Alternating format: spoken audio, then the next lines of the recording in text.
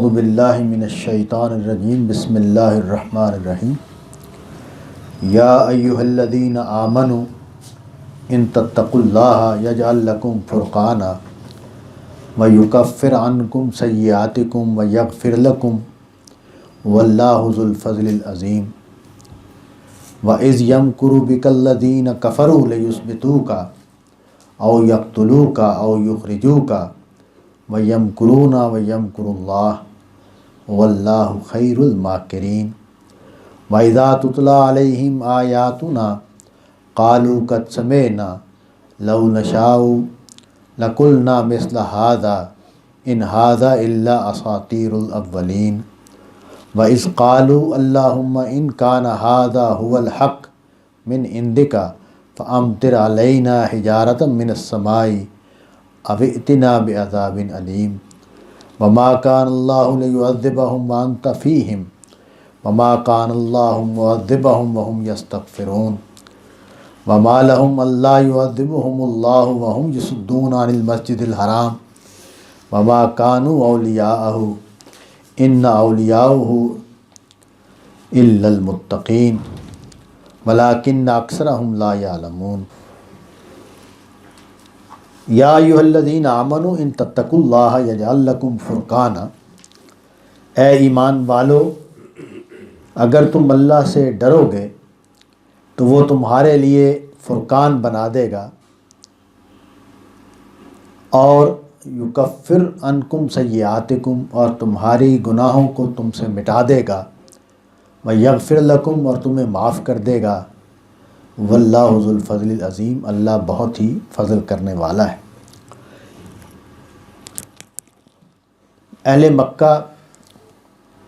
کے ساتھ جو کشمکش اس صورت میں آ کے اپنے انجام تک پہنچنے والی ہے، یعنی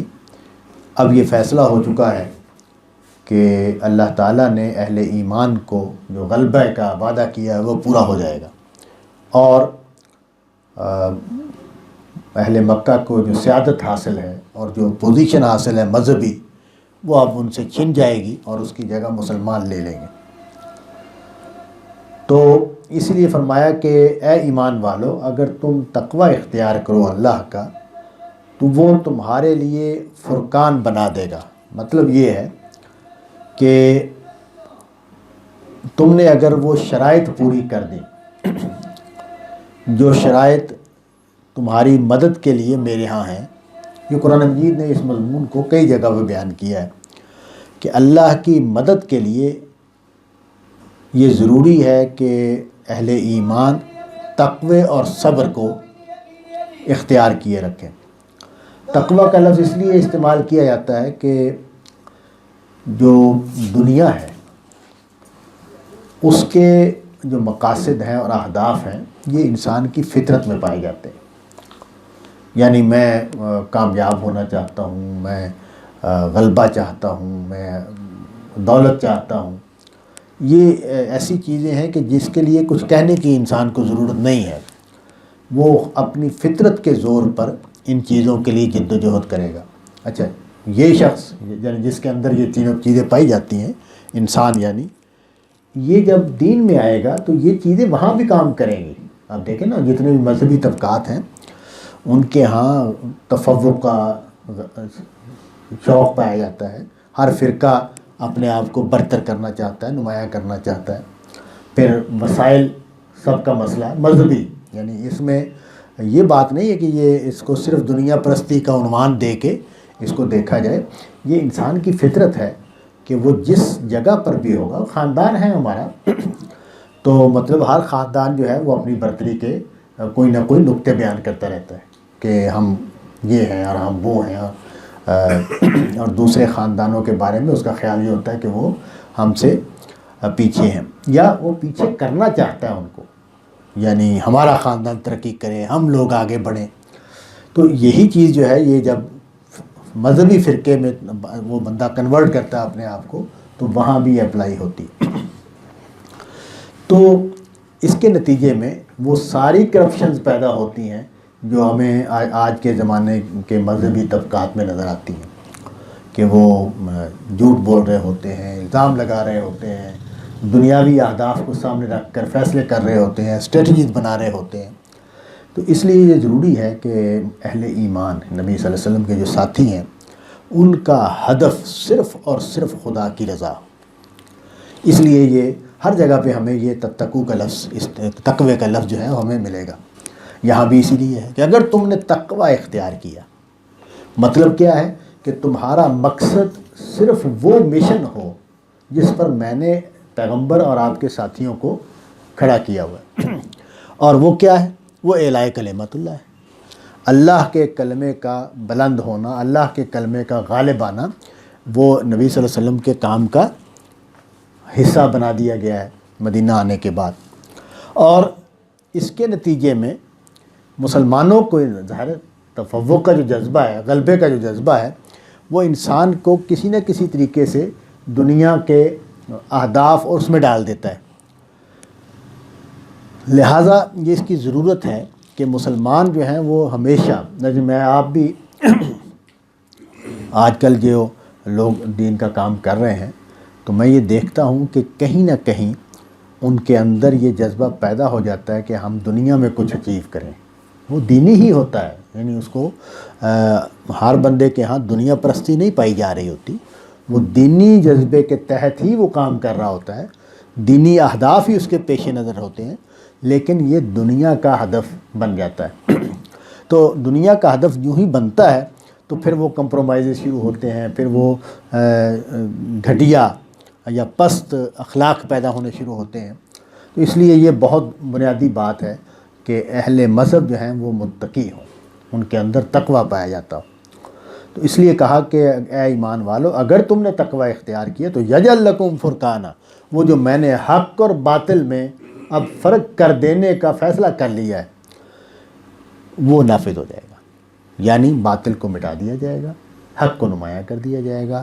حق کا غلبہ جس کا وعدہ کیا جا رہا ہے اور جو اس بات کا ثبوت ہے کہ میں مسلمانوں کے ساتھ کھڑا ہوں، یعنی اللہ تعالیٰ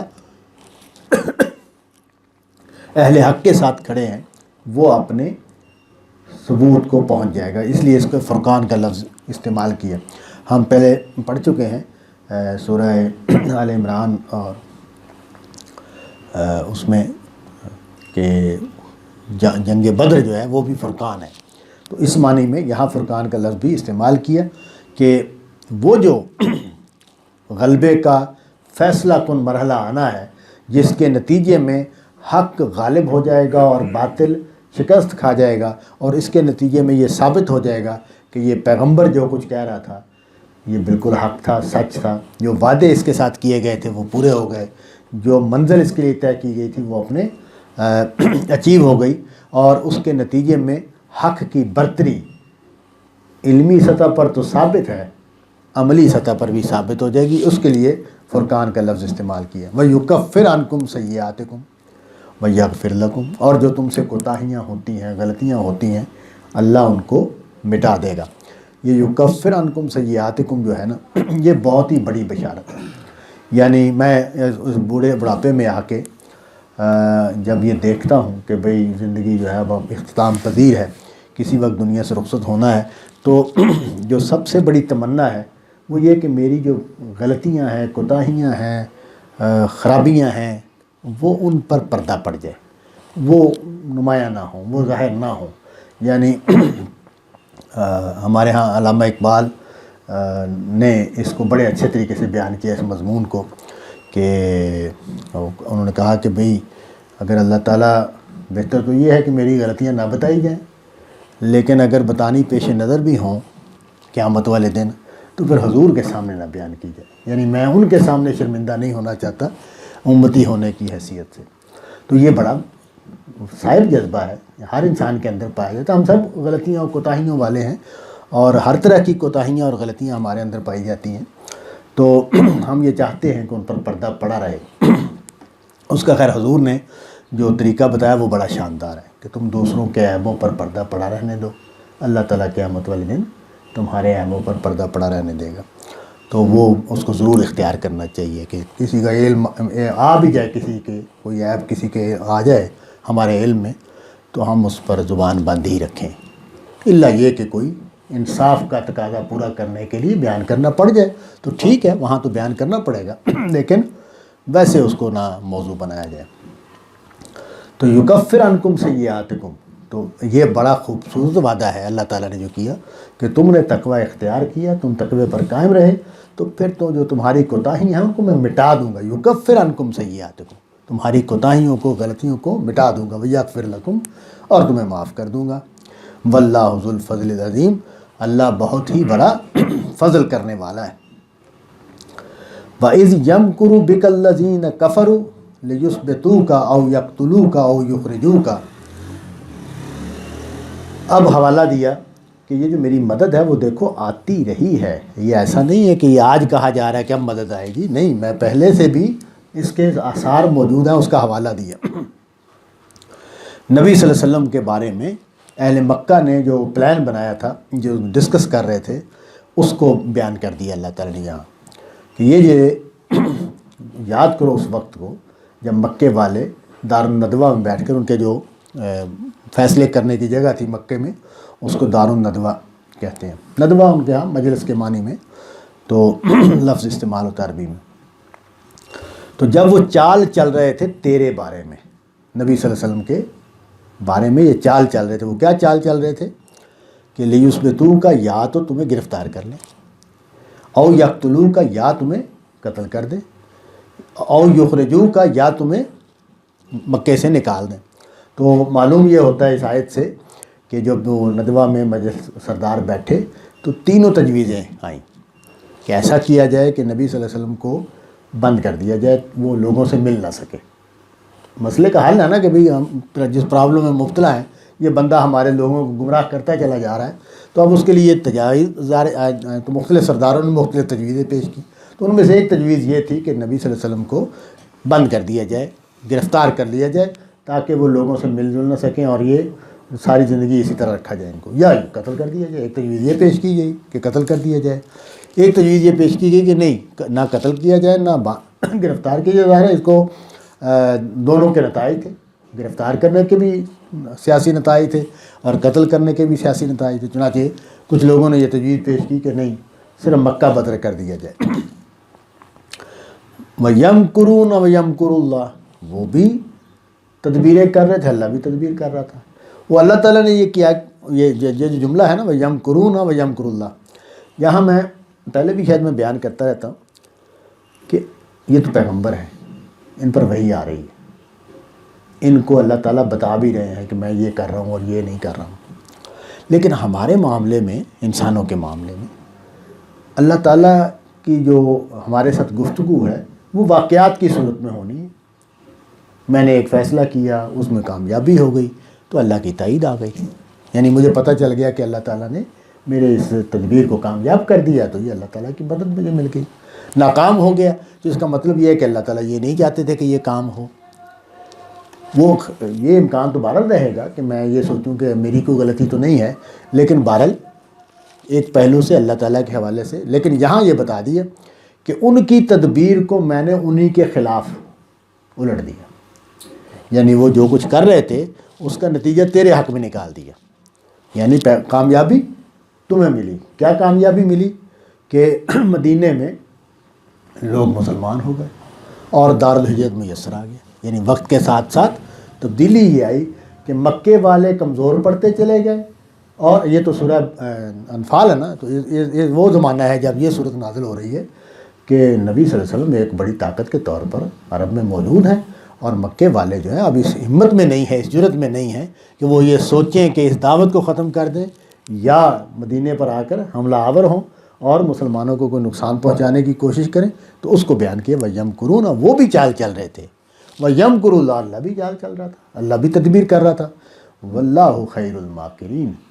اللہ جو ہے وہ ہے بہتر چال چلنے والا، کیونکہ نتائج اس کے ہاتھ میں ہیں، وہ شر میں بھی خیر پیدا کر سکتا ہے، وہ آزمائش میں کا نتیجہ بھی بہت اعلیٰ نکال سکتا ہے۔ واللہ خیر الماکرین۔ وَإِذَا تُتْلَى عَلَيْهِمْ آيَاتُنَا قَالُوا قَدْ سَمِعْنَا لَوْ نَشَاءُ لَقُلْنَا مِثْلَ هَذَا إِنْ هَذَا إِلَّا أَسَاطِيرُ الْأَوَّلِينَ۔ اب ان کے جو مضمومات ہیں ان کو بیان کیا کہ جب ان کو آیتیں پڑھ کر سنائی جاتی ہیں تو کہتے ہیں ہم نے سن لیا، جو آپ کہہ رہے ہو نا ہم نے سن لیا ہے. یعنی یہ ایک تکبر، انا اور انکار اس کو ایک ہی جملے میں بیان کر دیا، ہم نے سن لیا ہے. یعنی اب ہمارے جان چھوڑو، ہمارے پیچھے نہ پڑے رہو. لو نشاء لقلنا مثل ھذا، اگر ہم چاہیں تو ہم بھی اس طرح کا کلام بنا سکتے ہیں. یہ جو ہے نا تم نے جو کہانی سنا رہے ہو ہمیں، آگے تبصرہ کر دیا ان ھذا الا اساطیر الاولین، یہ تو کہانیاں ہیں، کس سے کہانی ہم بھی بنا سکتے ہیں. ہمیں ہی معلوم ہے کہ فلاں قوم کے ساتھ کیا ہوا، فلاں قوم کے ساتھ کیا ہوا، تو اس طرح کی کہانی ہم بھی تمہیں کو سنا سکتے ہیں. یہ اگر ہم چاہیں تو یہ کر سکتے ہیں. تو مطلب یہ ہے کہ قرآن مجید جو ہے اس کے جو زور کلام ہے اور معنی کا ایک جو عظمت ہے، اس کو وہ اپنے سننے والوں اور اپنے اوپر اثر انداز ہونے سے بچانے کے لیے اس طرح کے جملے بولے جاتے ہیں. یہ آپ دیکھیں کہ جب بھی آپ دلیل کے معاملے میں بے بسی میں جاتے ہیں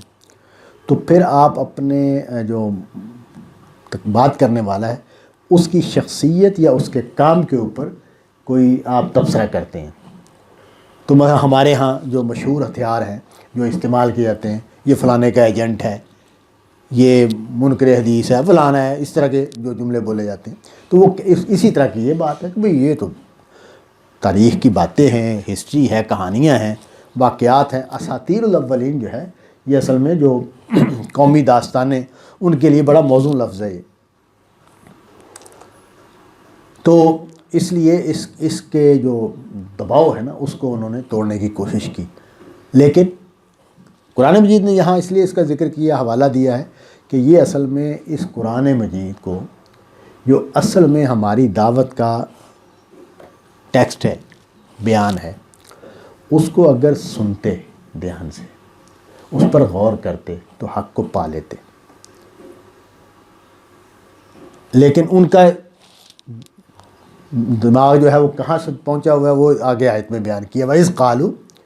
اور یاد کرو جب انہوں نے کہا تھا اللہم ان کان ھذا ھو الحق من عندک، کہ اے اللہ اگر یہ قرآن تیری طرف سے حق ہے، فَأَمْطِرْ عَلَيْنَا حِجَارَةً مِّنَ السَّمَاءِ أَوْ ائْتِنَا بِعَذَابٍ أَلِيمٍ، تو پھر نتیجہ نکال دیں. اور وہ نتیجہ کیا ہے کہ ہم پر آسمان سے پتھر برسا دے یا کوئی تکلیف دہ عذاب ہمارے اوپر آ جائے. اب یہ دو چیزیں اس سے واضح ہوتی ہیں اس بیان سے. ایک تو یہ کہ ان کو اپنے حق ہونے کا جو اعتماد ہے وہ بڑی اعلیٰ جگہ پر ہے یا ظاہر کر رہے ہیں، اور دوسرا یہ کہ یہ نبی صلی اللہ علیہ وسلم جو کچھ کہہ رہے ہیں کہ میرے انکار کے نتیجے میں تم پر عذاب آئے گا، اس کو وہ کہہ رہے ہیں کہ یہ بس باتیں ہیں، یہ ہونا وانا کچھ نہیں ہے، اور دنیا اسی طرح چلتی رہے گی اور ہم اسی طرح کامیاب اور برتر رہیں گے. لیکن جب یہ مکے میں نبی صلی اللہ علیہ وسلم تھے اور یہ بات کی گئی تو ظاہر ہے ایک بڑا مسئلہ پیدا ہو جاتا ہے نا کہ پیغمبر نے ایک اعلان کیا، کہا کہ میرا انکار کرنے والوں کو عذاب دیا جائے گا، برباد کر دیا جائے گا، تباہ کر دیا جائے گا، اور انہوں نے انکار کیا، پیغمبر کو اذیتیں دی اور ان کے ساتھیوں کو اتنا پریشان کیا کہ انہوں نے شہر چھوڑ دیا، علاقہ چھوڑ کے جانا پڑ گیا ان کو، ہجرت ابشہ، پھر مدینے کی ہجرت. تو ایسا کیوں ہوا ہے، کیسے عذاب نہیں آیا؟ تو اس کا آگے جواب دیا وَمَا كَانَ اللَّهُ لِيُعَذِّبَهُمْ وَأَنْتَ فِيهِمْ، مکے میں جب تک آپ تھے اس وقت تک عذاب کیسے آ سکتا ہے؟ یعنی اس پر ہمارے جو ایک گروہ ہے انہوں نے بڑا اس سے مضمون پیدا کیا ہے کہ وہ جو حضور کے بارے میں آئے تھے نا کہ وَمَا أَرْسَلْنَاكَ إِلَّا رَحْمَةً لِلْعَالَمِينَ، کہ ہم نے آپ کو جہانوں کے لیے رحمت بنا کر بھیجا ہے. تو اس کی یہ تفسیر یہاں، وہاں اس کا مطلب بھی وہ نہیں تھا جو ہمارے ہاں رائج ہو گیا ہے. اس آیت کا مطلب بھی یہ ہے کہ نبی صلی اللہ علیہ وسلم تمام جہانوں کے لیے رحمت ہے، مراد یہ ہے کہ وہ اللہ کی ہدایت لے کر آئے ہیں، وہ ان کے رہنما ہیں، اور جو لوگ بھی ان کی ہدایت کو قبول کریں گے وہ اللہ کی رحمت کے مستحق ہوں گے. تو اس ساری بات کو اس مضمون میں بیان کیا کہ وَمَا أَرْسَلْنَاكَ إِلَّا رَحْمَةً لِلْعَالَمِينَ. یہ مطلب آپ صلی اللہ علیہ وسلم کا جو مشن ہے اس کے حوالے سے بات ہو رہی ہے. آپ کی جو یعنی آپ کو ذریعہ ہے اللہ کی رحمتوں کے اور رحمتوں کے نازل ہونے کا، کہ رزق کی فراخی یا اس طرح کی جو چیزیں ہیں، تو وہ مراد وہاں نہیں تھی. بہرحال تو یہ کہا کہ بھئی جب تک پیغمبر کسی قوم میں موجود ہوتا ہے اس پر عذاب نہیں آتا. جب عذاب آنے کا فیصلہ کیا جاتا ہے، اتارنے کا فیصلہ کیا جاتا ہے، تو پیغمبر کو کہا جاتا ہے کہ وہ بستی کو چھوڑ کر چلا جائے. تو اس کی طرف اشارہ کیا کہ جب تک آپ وہاں موجود تھے، یعنی آپ کو ہم نے نہیں نکالا، اس وقت تک عذاب آنے کا کوئی امکان نہیں تھا. وما کان اللہ لیعذب، جملہ بڑا دل پذیر ہے. وما کان اللہ لیعذب، یہ کیسے ممکن ہے کہ اللہ عذاب دے دے ان لوگوں کو وانت فیہم، اور آپ ان میں ہوں. یعنی آپ صلی اللہ علیہ وسلم کی تکریم، آپ کی فضیلت وہ بھی اس میں بیان ہو گئی. نبی صلی اللہ علیہ وسلم کی طرف جو التفات ہے وہ بھی اس میں سامنے آ گیا. اور قانون رسالت جو ہے اس کی طرف بھی حوالہ، یعنی قانونی بیان نہیں ہے. کہنے کا میرا مطلب یہ ہے کہ یہاں اللہ تعالیٰ نے قانونی بیان اختیار نہیں کیا. یہ بھی اللہ تعالیٰ کہہ سکتے تھے کہ جب تک رسول کسی قوم میں ہوتا ہے اس پر عذاب نہیں آتا، رسول کو نکالا جاتا ہے تو پھر عذاب دیا جاتا ہے. تو یہ جملے نہیں بنائے، قانونی بیان نہیں دیا. اس لیے ہمارے جو لوگ ہیں نا، بعض دانشور لوگ، وہ جو جب فقہی کتابیں لکھی گئی ہیں تو اس پر یہ تنقید کرتے ہیں کہ اس کے اندر قانون تو آ گیا ہے، روح باقی نہیں رہی. تو یہاں بھی دیکھیں کہ اللہ تعالیٰ نے قانون کا حوالہ تو قانون ہی کا دیا جا رہا ہے، لیکن اس کو پیغمبر کی تکریم، اس کی عظمت، اس کا مقام، اس کو سامنے رکھ کر جملے بنائے گئے. تو فرمایا کہ یہ کیسے ممکن تھا، یہ کیسے اللہ کے لیے موضوع ہوتا کہ وہ ان کو عذاب دیتے جب کہ آپ ان میں تھے. وما کان اللہ معذبہم وہم یستغفرون. دوسری بات بھی بیان کی کہ اللہ تعالیٰ وما کان اللہ معذبہم، اور اللہ تعالیٰ عذاب دینے والے نہیں ہیں جب کہ وہ لوگ استغفار کر رہے ہیں. اس سے یہ بات واضح کی اللہ تعالیٰ نے کہ مکے میں جو نبی صلی اللہ علیہ وسلم نے دعوت برپا کر رکھی تھی، اس کے جو اثرات تھے لوگوں کے اوپر، اس میں ایسے لوگ موجود تھے کہ جو یہ ڈر رہے تھے کہ کہیں واقعی ہم پر عذاب نہ آ جائے، جو ڈر رہے تھے کہ اس پیغمبر کی بات ٹھیک نہ ہو. اور یہ بات ہمیں معلوم ہے کہ مکے والے مذہبی لوگ تھے، وہ خدا کو ماننے والے لوگ تھے. شرک ان میں آ چکا تھا، گمراہیاں آ چکی تھی، لیکن وہ ایتھیسٹ نہیں تھے کہ وہ کسی خدا کو نہیں مانتے یا خدا سے ڈرنے والے نہیں ہیں. تو وہ اس کے اظہار ہے جب دعوت دی جائے گی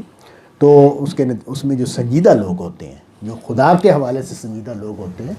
ان کے ذہن میں ایک نقطہ آتا ہے کہ بھئی یہ بات ہو سکتا ہے ہم خدا کی گرفت میں آ جائیں. تو ایسے لوگ موجود تھے جو استغفار کرنے والے تھے. اب بیان کیا کہ جو بات ہے کہ ان پر عذاب آنا چاہیے تھا، اس کے یہ مستحق ہو چکے ہیں. اب اس کو بیان کیا وما لہم اللہ یعذبہم اللہ وہم یصدون عن المسجد الحرام وما کانوا اولیاءہ ان اولیاءہ الا المتقین ولکن اکثرہم لا یعلمون. کہا کہ یہ جو قوم ہے مکے والے،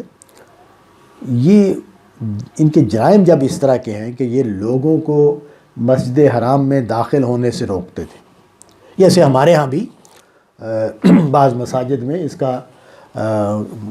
پر اصرار کیا تھا کہ ہمارے فرقے کا بندہ ہی اس میں آئے، دوسرا نہیں آ سکتا. تو انہوں نے بھی وہ کام کیا ہوا تھا، مکے والوں نے بھی،